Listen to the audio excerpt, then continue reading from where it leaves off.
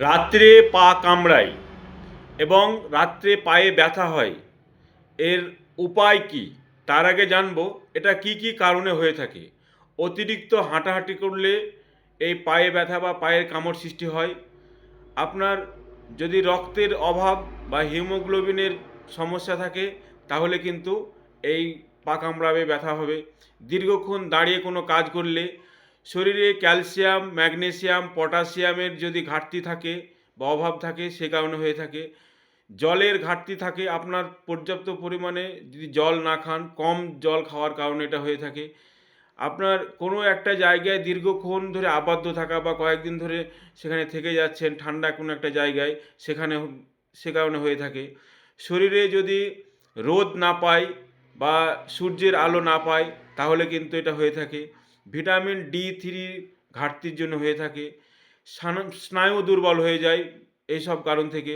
এতে খিঁচুনি বা টেনশান হলে হয়ে থাকে। ভিটামিন বি 12 অভাবে হয়ে থাকে।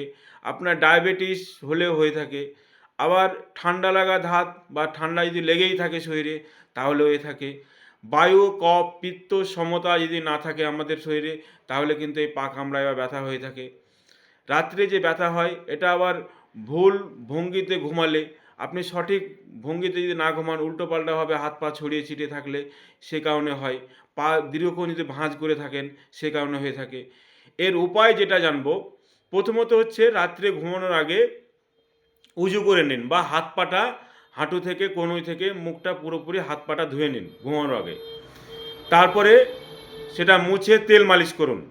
5 মিনিট, 7 মিনিট, 10 মিনিট ধরে তেলটা মালিশ করুন, বিশেষ করে হাতের তলায় এবং পায়ের তলায়। এতে আপনার ঘুম ভালো হবে এবং যে খিঁচুনি সেটা কিন্তু আস্তে আস্তে বন্ধ হয়ে যাবে। অন্তত গরম জলে কিছুটা লবণ মিশিয়ে সকালবেলা হোক বা সারাদিনের মধ্যে 10 থেকে 15 মিনিট ভিজিয়ে রাখুন পাটাকে। আর কিছু খাবার সেগুলো খেলে এটা অনেকটা পূর্ণ হয়ে যায়। পর্যাপ্ত পরিমাণে জল, কলা, দুধ, দই, বাদাম, সবুজ সবজি, খেজুর, কিশমিশ এবং দুধের সঙ্গে সামান্য হলুদ বা হাফ চামচ হলুদ এবং হাফ চামচ অশ্বগন্ধা চূর্ণ, এটাতে আপনার স্নায়ুকে শান্ত রাখবে এবং আমাদের ব্রেন থেকে যে প্রত্যেক শিরা উপশিরা পুরো শরীরে বেয়ে আছে সেগুলোকে অ্যাক্টিভ রাখে। তাতে আপনার খিঁচুনি বা পায়ের যে কামড় বা ব্যথা এটা অনেকটা সুস্থ হবে। ঘুমার ভঙ্গিটা ঠিক রাখুন। সঠিকভাবে ঘুমালে আপনি ডান কাত ফিরে পায়ের উপরে পা এবং গালে হাত দিয়ে এভাবে ঘুমাবেন, এতে কিন্তু ঘুম ভালো হয়। আর বালিশটা কিন্তু না নিলেই ভালো, না হলে ছোট্ট পাতলা বালিশ নেবেন। এর থেকে যদি অতিরিক্ত সমস্যা হয় তাহলে পাশাপাশি কোনো ডাক্তারকে দেখান। আমার এই ভিডিও যদি ভালো লেগে থাকে তাহলে একটা লাইক দিন আর অন্য মানুষের জানার জন্য সুবিধার্থে পেজটি শেয়ার করুন এবং ফলো করে সঙ্গে থাকুন। ধন্যবাদ।